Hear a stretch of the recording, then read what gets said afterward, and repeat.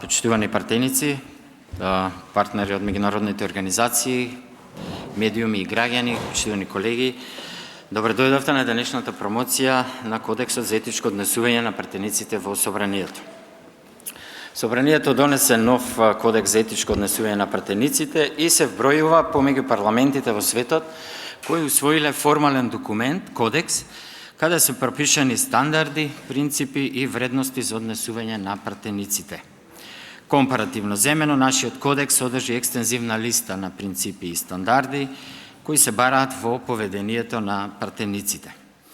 Имено донесувањето на одлуки за јавниот интерес, објективноста, еднаквоста, взаемното почитување меѓу партениците, интегритетот, ефикасноста во извршувањето и економичноста во извршувањето на партеничката функција се поставени како заеднички именител во секоја форма на партеничко дејствување. Така, без оглед дали станува збор за говорење на пленарни седници или на работните тела, спречување на судирот на интереси, спречувањето на корупцијата, употребата на државните пари, Кодексот представува рамка за демократски развој и нова политичка култура која започнува од партениците. Последователно и самите граѓани заслужуваат да следат јавен и политички простор заснован на стандарди за тоа што е прифатливо однесување. И нам ова не ни е туѓо, кај нас се втемелени веќе во традициите на нашите граѓани концептот да се има или да се нема чувство за срам, наспроти концептот да му е како зборува, како дебатира, не се навредува и така натаму. Донесувањето на кодексите во парламентите секаде е политички процес. Така беше и кај нас. Председателот на Собранието ја водеше оваа реформа на професионалните и етичките стандарди за партениците. За тоа какви се неговите согледувања за досегашниот процес, на вклученоста на засегнатите страни, очекувањата за примената на кодексот и пред се во неговата улога и како чувар на кодексот, го поканувам да се обрати председателот на Собранието, господинот Африм Гаши. Повелете, господин председател. Благодарам. Почитуван шеф на мисијата на ОПСЕ во Скопје, Ваша екселенција Килијан Вал. Почитуван директор на NDI, господин Роберт Скот Хейзлет. Почитувана господја Ајла Ван Хел Мердановиќ од Оделот за демократско управување и родова еднаквост ОДИХР. За деловнички мандатно-имунитетни прашања Миле Левков. Почитувана генерална секретарка, почитувани пратеници, тендеруар депутат. Дами и господа, представници на медиумите и представници на нашите соработници.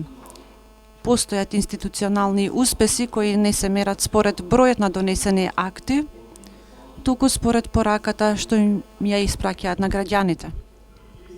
Таков, според моето убедување, е и усвојувањето на Кодексот за етичко однесување на пратениците. Ми представува особена чест што денес сме собрани на настан кој истовремено има и свечен и работен карактер. Усвојувањето на овој кодекс не представува завршување на еден процес, туку напротив, означува почеток на воспоставување на нов стандард во парламентарниот живот. Демократијата произлегува од волјата на народот, се гради врз закони и стабилни институции, но се одржува жива преку политичката култура. Нејзината долговечност ја гарантираат меѓусебната почит, одговорноста и свеста дека пратеничкиот мандат не е привилегија, туку доверба дадена од граѓаните. И токму затоа, овој кодекс пред се представува морален договор што пратениците го склучуваат меѓу себе и со граѓаните што ги представуваат. Бидејќи верувам дека никој од нас не сака овој документ по неговото усвојување да остане само архивски материјал, денес сме собрани за да го прифатиме како заедничка обврска, да јавниот интерес е секогаш над личниот интерес. Политичката дебата да се води врз основа на аргументи, а не на навреди. Политичките разлики да не се претвораат во лични непријателства, а достоинството на собранието секојдневно да се штити со одговорност и посветеност. Особено ме радува што овој документ не произлезе како наметнато решение, туку како резултат на диалог. Тој е плод на долг процес на консултации, дискусии и подготвеност за меѓусебно сослушување. Изработен е преку инклузивен пристап со учество на сите пратенички групи, а беше усвоен со консензус што му дава посебен легитимитет и тежина. Почитувани присутни, сведоци сме на време во кое политиката честопати се поврзува со поларизација и поделби, и токму затоа овој процес покажа дека е можно да се изгради меѓусебно разбирање кога станува збор за достоинството на институцијата и интересот на државата. Во оваа прилика сакам искрено да им се заблагодарам на сите пратеници и пратенички групи кои придонесоа во овој процес без разлика на нивните политички разлики. Воедно ве повикувам спроведувањето на овој кодекс да го сфатите како постојана институционална, политичка и морална одговорност. Ве охрабрувам и понатаму да постапувате одговорно, мудро и со институционална култура, секогаш кога станува збор за заедничките интереси на граѓаните и државата. Само така може да бидеме примерот што граѓаните го очекуваат од нас. Меѓународни партнери, вие сте тие кои заедно со нас го носите печатот на овој успех. Токму затоа имам особена потреба да изразам благодарност до Швајцарската програма за парламентарна поддршка, Швајцарската амбасада, Националниот демократски институт NDI, како и мисијата на ОПСЕ во нашата држава. Вашата поддршка, експертиза и олеснување на диалогот представува драгоцен и суштински придонес овој процес да се одвива согласно најдобрите демократски стандарди и практики. На крај, но не и помалку важно, беше и професионалниот ангажман на службата на Собранието, која со својата неуморна работа ја поддржа секоја фаза од овој процес. Почитувани пријатели, не би било искрено да веруваме дека усвојувањето на овој кодекс само по себе ќе ги реши сите предизвици со кои се соочува политиката. Свесни сме дека низ годините беше нарушен дел од довербата на граѓаните во институциите. Тоа не се однесува само на донесените одлуки, туку и на начинот на кој се водеше политичката дебата и се извршуваше јавната одговорност. На граѓаните не им се потребни политичари кои само добро зборуваат. Ним им се потребни политичари кои постапуваат со интегритет, почит и одговорност. Бидејќи почита произлегува од карактерот, а потоа се одразува и на говорницата. Интегритетот се гради секој ден, се докажува со секоја донесена одлука, а потоа се рефлектира и на денот на изборите. Довербата се стекнува единствено преку она што го нудиме и преку примерот што го даваме. Токму затоа верувам дека спроведувањето на овој кодекс има значење што ги надминува рамките на Собранието. Доколку успееме да изградиме подобра култура на комуникација и соработка во оваа институција, ќе придонесеме за зајакнување на демократската култура во нашето општество. Собранието треба да биде предводник во воспоставувањето на демократските стандарди. Ако успееме да поставиме повисоки стандарди за самите себе, тогаш ќе го имаме и моралниот авторитет да ги бараме истите стандарди од сите други институции. Како председател на Собранието и како предлагач, усвојувањето на овој кодекс го сметам за едно од најзначајните заложби на овој мандат. Не затоа што има за цел да го реши секој проблем, туку затоа што верувам дека секоја трајна промена започнува со одлуката да се промениме самите себе си во културата на действување и комуникација. Ако навистина сакаме да ја промениме политичката култура, тогаш треба да се водиме од едно едноставно, но безвременско правило. Биди промената што сакаш да ја видиш во општеството. Затоа, сега, кога го усвоивме овој кодекс, наша одговорност е секојдневно да го применуваме и да го оживуваме. Нека ова биде почеток на една нова политичка култура, во која аргументот ќе надвладее над вревата, почита над навредата, соработката над поделбите, а интересот на граѓаните над секој друг интерес. Ви благодарам, фалимдери, thank you very much.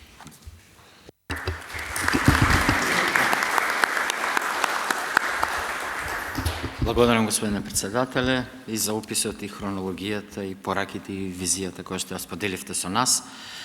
Почитувани присутни, веќе неколку декади Организацијата за европска безбедност и соработка и емисијата во Скопје промовира реформа на професионалните и етичките стандарди за однесување на пратениците во парламентите широм државите членки на организацијата.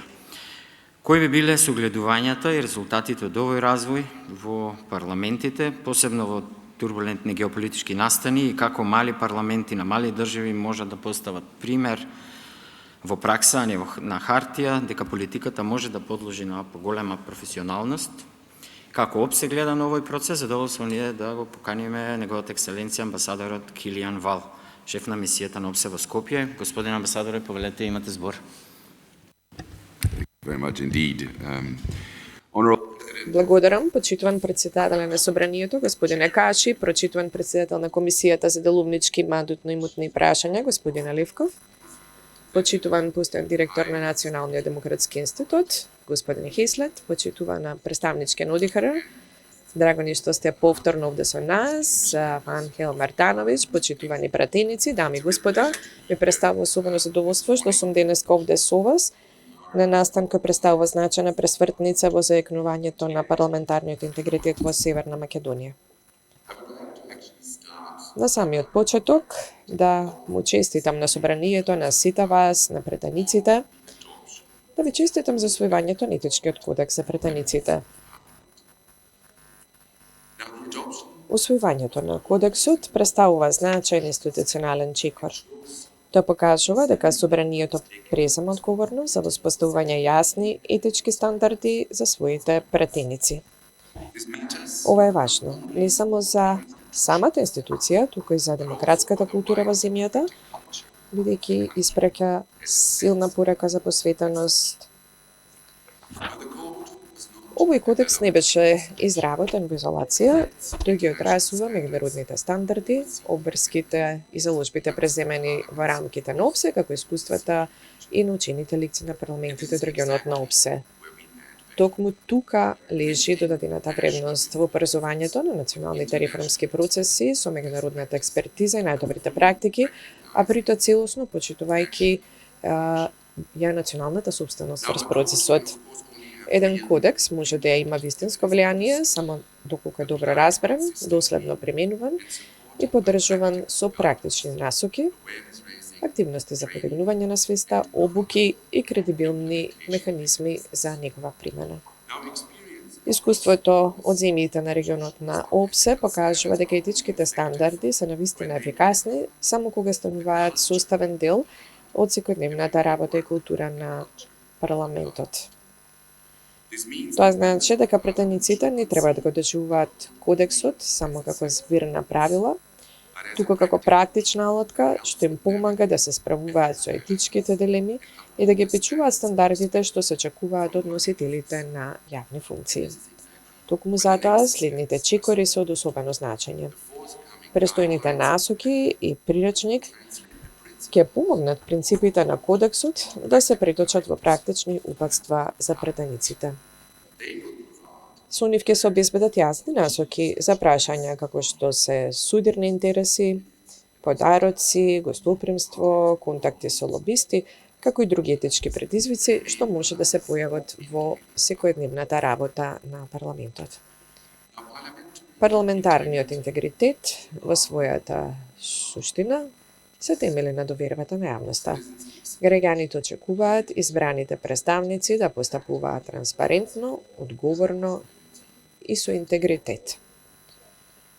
Како највисока представничка институција во државата, Собранието има особена одговорност да служи како пример.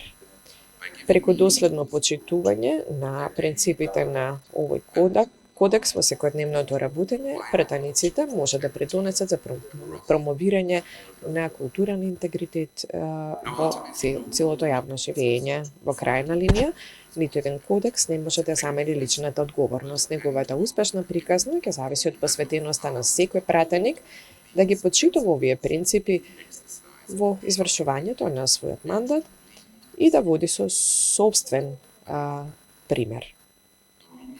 Ние во мисијата на ОПСЕ во Скопје и понатаму ќе останеме посветени да го поддржуваме собранието во оваа важна работа и заедно со нашите партнери со нетрпение очекуваме да продолжиме нашата соработка преку поддршка за спроведување на кодексот, изработка на придружните насоки и приречник, како идните активности за јакнење на капацитетите. Затоа, денешниот ден не е само можност да се одбележи постигнатото. Тоа е можност повторно да ја потврдиме нашата заедничка заложба за вредностите што ја зајакнуваат демократијата, а тоа се интегритетот, отчетноста и довербата на јавноста. На крајот би сакал да го истакнам лидерството и собственоста што собранието ги покажа во текот на целиот овој процес, како и да им се заблагодарам на ОДИХР и на Националниот демократски институт за нивната одлична соработка. Ви благодарам.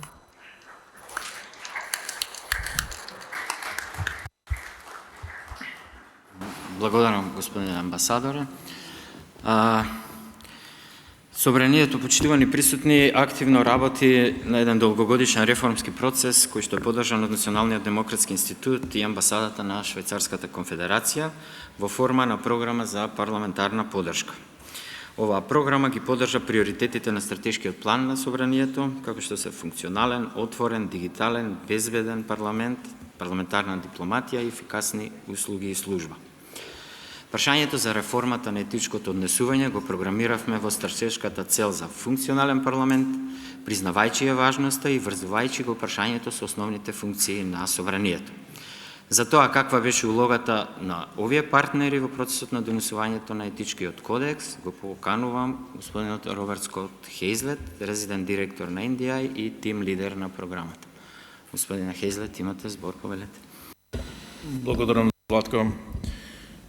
Distinguished Assembly President, Почитуван председател на собранието, почитувани координатори на пратеничките групи, почитуван Миле Левков, пратеници вработени во собранието, генерална секретарка, Ваша екселенцијо, амбасадора на мисијата на ОПСЕ во Скопје, почитувани колеги од ОПСЕ, ОДИХР, пријатели и колеги. Особена чест и задоволство и да ви се обратам на овој настан на кој се одбележува усвојувањето на етичкиот кодекс за пратениците. Ова представува многу важна пресвртница за собранието во зајакнувањето на институционалниот интегритет, отчетноста и во крајна линија довербата на граѓаните.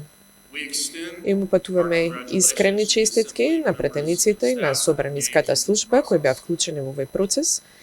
Усвојувањето на кодексот е директен резултат на вашата заедничка посветеност, долгогодишни напори и заложби за напредување на стандардите на очекувано однесување. Придоносот на Швајцарија во оваа реформа беше клучен уште од самиот почеток. Програмата за поддршка на парламентот континуирано обезбедува поддршка во текот на овој сложен процес. Ова е една од многото области во кои Швајцарија стои рамо до рамо со собранието како стабилен и доверлив партнер во реформите за демократско владење. Методологијата врз која се темели овој процес беше внимателно смислена за да ги обедини двата комплементарни пристапи. Прво, да се подпира на тројната стратегија на Швајцарската агенција за развој и соработка, потекнување консензус преку политички диалог, поддршка на структурни процедурални реформи и јакнење на капацитетите преку развој на знаења и вештини. Второ, таа ги следи двата водечки принципи на програмата за поддршка на парламентот, воведување иновативни меѓународни добри практики, при што секој решение е целосно согласено со македонското законодавство и правна рамка.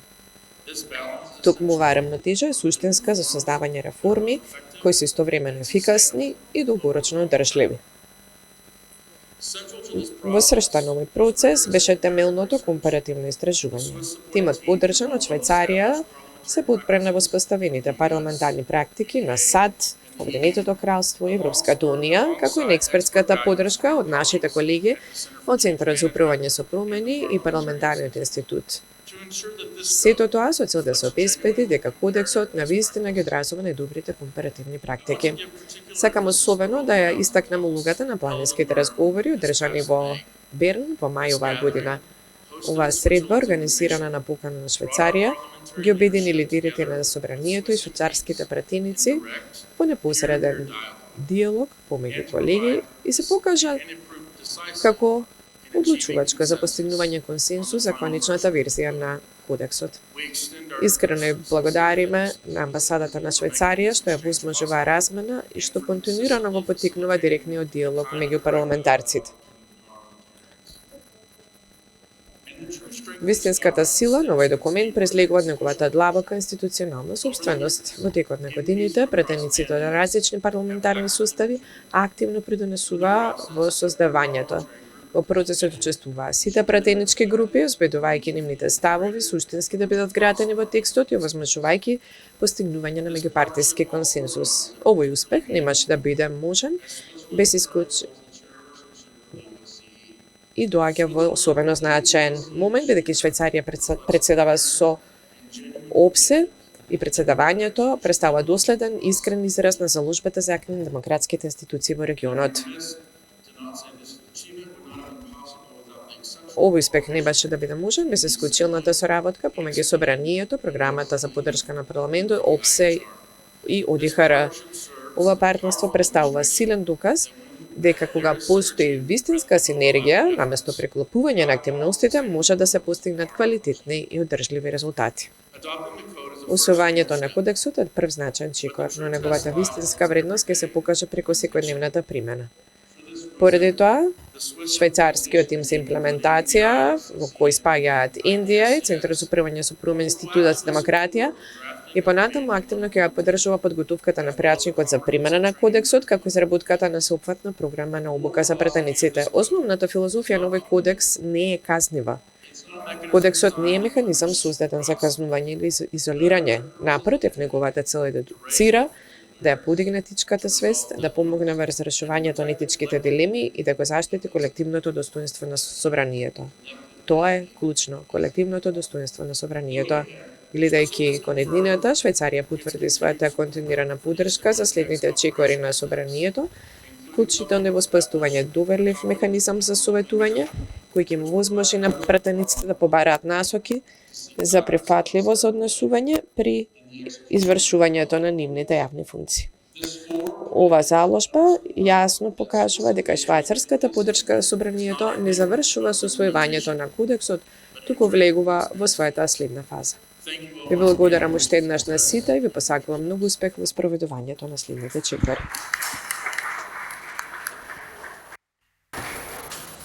Господине Хейзлет, и на вистина кај двата претходни говорници се подлече важноста од собственоста на процесот и колку е битно за прифаќањето и за примената, како и важноста за довербата во институциите. Како директно вклучени со значајна поддршка во изработка на кодексот се јави и одделот за демократско управување и родова еднаквост во Канцеларијата за демократски институции и човекови права на ОПСЕ. За нивните согледувања и совети од процесот ја поканувам господјата Ајла Ван Хел Мердановик. Повелете, господин Мердановик. Благодарам.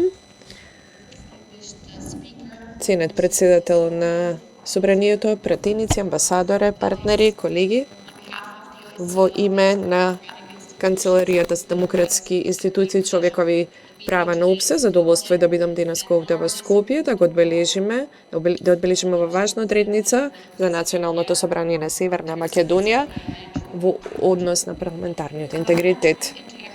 Парламентарниот интегритет е многу важен. Етичките кодекси за пратениците се многу важни.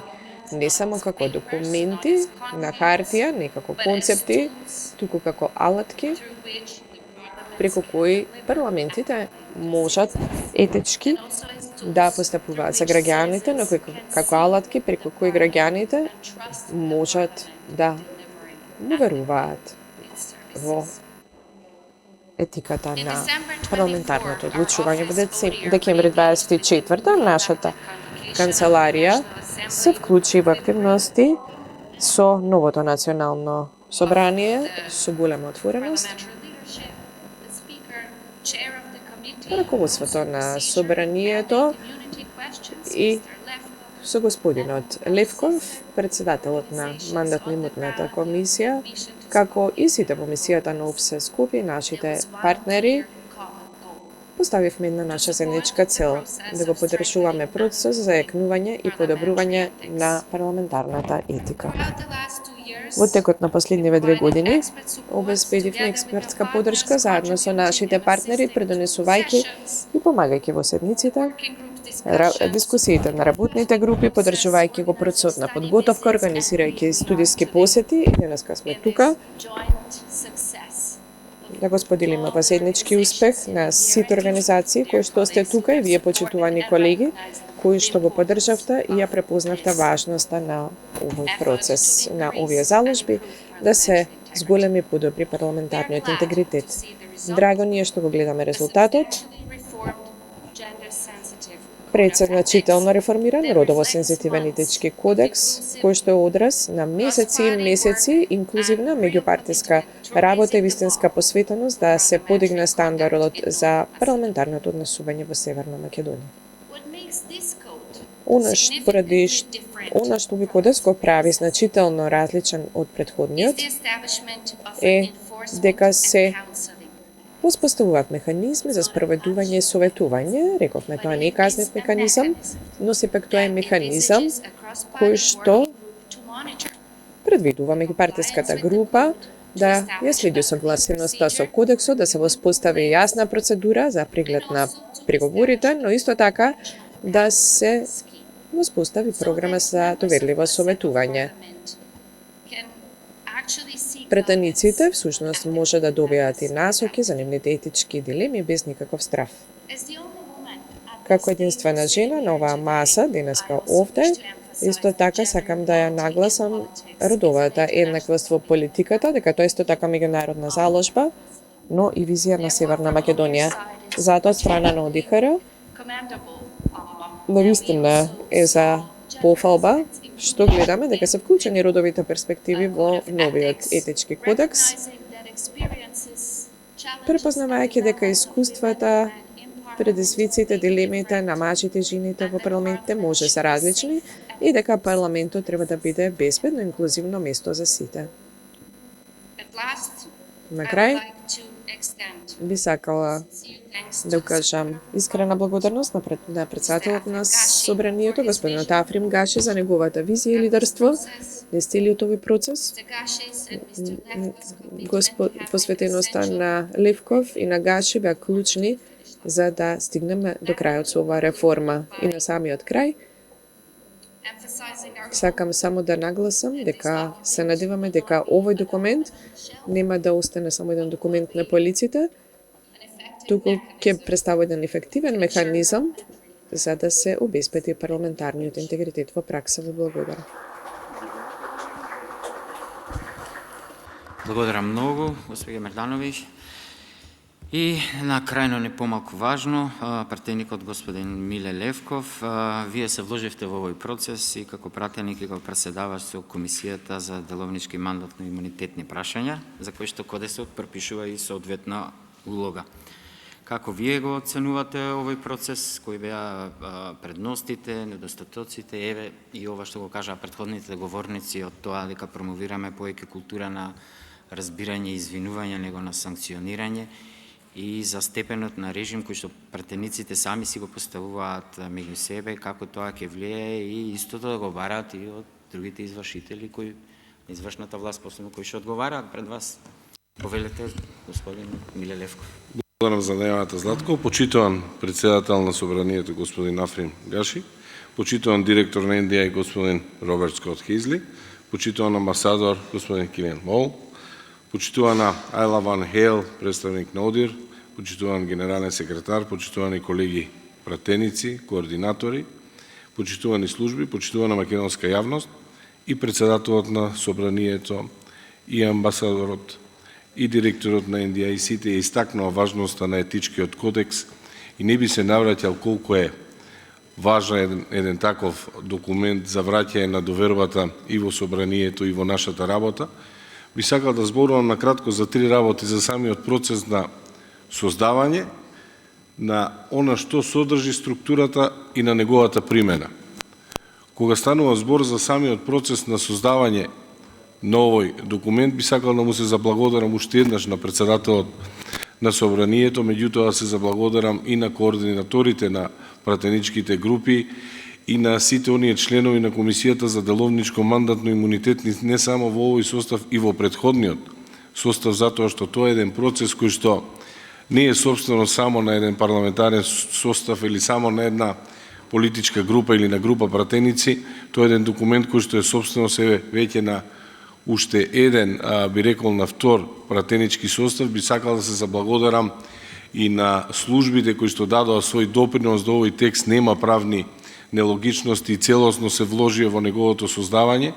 И онака како што истакна амбасадорот, овој документ не е создаван во изолација, туку со овој документ се покажа дека Македонското собрание, Комисијата за деловничко мандатно имунитетни, службите и сите вклучени знаат да прифатат, да ја користат меѓународната експертиза, истата таа да ја мечираат со оние ограничувања кои што ги дава нашето законодавство, затоа што моравме да создадеме етички кодекс кој што ќе е применлив и ќе е во согласност со Уставот, затоа што самиот поим пратеник е уставна категорија, со Законот за пратеници, со Деловникот за однесување, кој што на крајот на денот ја регулира нашата работа овде во собрание, со Законот за спречување на корупција и судирни интереси, значи една плејада на закони со кои што ние требаше да се усогласиме, и тоа успешно го поминавме, благодарејќи, пак ќе кажам, на ОПСЕ, на NDI, на швајцарската програма за парламентарна поддршка и на сите наши партнери кои што несебично ја пренесоа својата експертиза. Кога станува збор за оние новитети кои што ги предвидува овој етички кодекс, важно е да се каже дека овој етички кодекс влегува подлабоко во пропишување на етички стандарди, затоа што има едно мислење дека правото представува минимум етика, односно она што е пропишано со правните норми е минимум етички норми кои што треба да ги почитува еден, би рекол, избраник на народот, и овој етички кодекс се обидува да постави малку повисоки етички стандарди од она што го предвидуваат законите или Деловникот. Се однесува на интегритет, на транспарентност, на отчетност, на судирни интереси и во секој свој аспект се обидува барем малку да ја продлабочи она етичка нишка која што ја пропишуваат законите или Деловникот за работа. Меѓутоа, она што сметаме дека е вистински новитет е дека со овој етички кодекс се поставуваат вистински механизми за примена. Односно, имајќи ги во предвид сите ограничувања кои што ги дава Деловникот, а Деловникот на нашето собрание предвидува дека работните тела можат да формираат своји работни групи, се предвидува формирање на работна група која што ќе се грижи за примена на етичкиот кодекс, за следење, за пишување, за давање извештаи, и таа работна група ќе биде формирана на така наречен паритетен основ, односно ќе содржи 6 членови, председател плюс 5 членови, ќе бидат еднакво застапени и од позицијата и од опозицијата, и тоа е еден од механизмите кои што сметаме дека ќе овозможи целосна доверба во овој процес, во оваа постапка од сите политички актери, без разлика дали во моментот се во опозиција или во опозиција. Она што е ново и е повереник за доверливо советување, еден од службениците кои што на оние пратеници кои што ќе се најдат во етички или морални дилеми ќе може да даде своји совети. Се разбира, советите на повереникот не ја заменуваат одговорноста на пратеникот, односно не сме предвиделе скриени носители на одговорност. Останува да се направи уште многу на овој план. Вистинскиот тест доаѓа од примената на етичкиот кодекс, затоа и се предвидува во самиот етички кодекс одреден временски рок да биде донесено упатството и се надевам дека во соработка и со НДА и со ОПСЕ, со ОДИХР ќе го донесеме, ќе искористиме експертиза кога станува збори за упатството, да се предвидат најдобрите критериуми за избор на луѓе во работната група и најдобрите критериуми кога станува збор за начинот на доверливо советување кое што ќе може да го користат пратениците од страна на повереникот за доверливо советување. Уште еднаш сакам да се заблагодарам на сите кои што учествуваа во процесот на создавање и донесување на етички кодекс. Голема благодарност до председателот како негов предлагач и се разбира до координаторите на политичките групи и сите политички групи кои што покажаа дека во одредени моменти Македонското собрание, без разлика на сите антигонизми во политичките групи, знаеме да се обединиме и заеднички да донесеме еден документ, затоа што на крајот на денот, кога ќе се затворат овие врати, се забораваат сите кавги, она што останува за граѓаните, законите и решенијата кои што сме ги донеле. Уште еднаш ви благодарам и успешна работа.